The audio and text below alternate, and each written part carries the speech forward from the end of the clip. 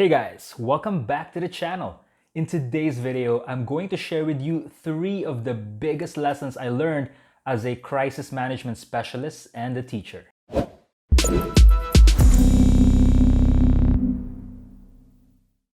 Welcome to Better Today, a place where young leaders like you come for work-life motivation and work-life inspiration. If you haven't done so, hit that like button and remember to subscribe. Make sure to stay until the end of this video and answer today's question of the day. My line of work involves helping brands and businesses communicate better to their customers online. Inevitably, there are angry or frustrated customers, which, if left unchecked, could be very bad for the brand. Sometimes these problems become full-blown crises. Here are 3 of the biggest lessons that I've learned after managing some of these crises. The first big lesson is that the angriest people are often the ones who care the most. Whenever a brand receives thousands of negative comments or hate mail,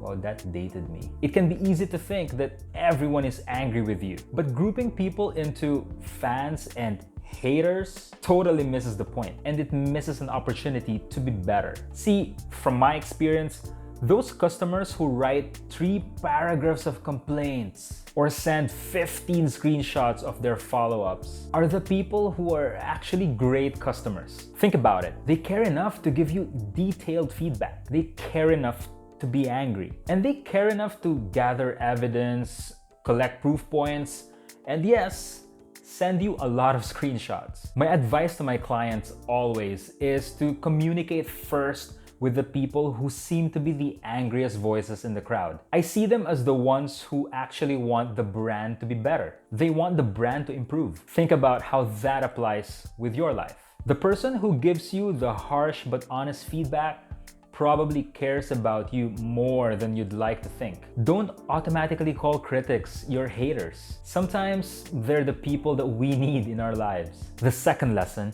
is to never over-explain your side of the story. Whenever a customer raises an issue or files a complaint, the automatic reaction of a business seems to be to explain or try to explain their side. This is a bit problematic. It can appear defensive, and more often than not, the brand actually shares more details than the customer ever asked for. This is super risky. The more you keep talking, the less time you have to listen and to truly understand what's behind the complaint or the grievance of that customer. Next time you make a minor mistake or get called out for something, the best course of action is to, yes, acknowledge it, but move on right after. If the criticism or hate is unwarranted or untrue, just move on. Just say, thanks for letting me know that. I appreciate it. 99% of the time, that's that. If you try and explain yourself at length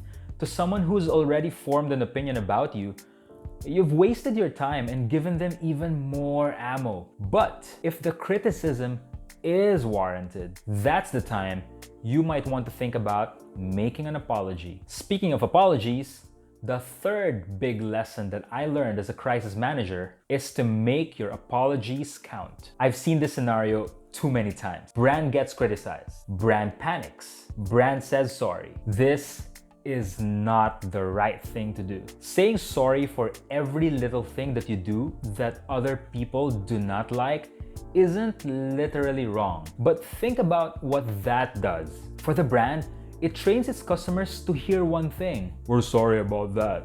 Here, let us fix it. All the time. The value of a real and heartfelt apology kind of goes down. So when you do need people to know and feel that you're truly apologetic, well, it sounds just like any other thing you've said as a brand. So when you have made a mistake and you genuinely want to make up for it, go ahead and say sorry. Don't cheapen it though by saying it all the time, including the moments where others just might be disagreeing with you. If you enjoyed this video and learned something from my experiences, remember to hit that like button and remember to subscribe. Today's question of the day is, have you ever received painful feedback or harsh criticism? If it's okay with you, Share them with me in the comments below. I'd love to learn from your experiences on that. Thank you so much for watching. My name is Jason, and may you handle bad days better today.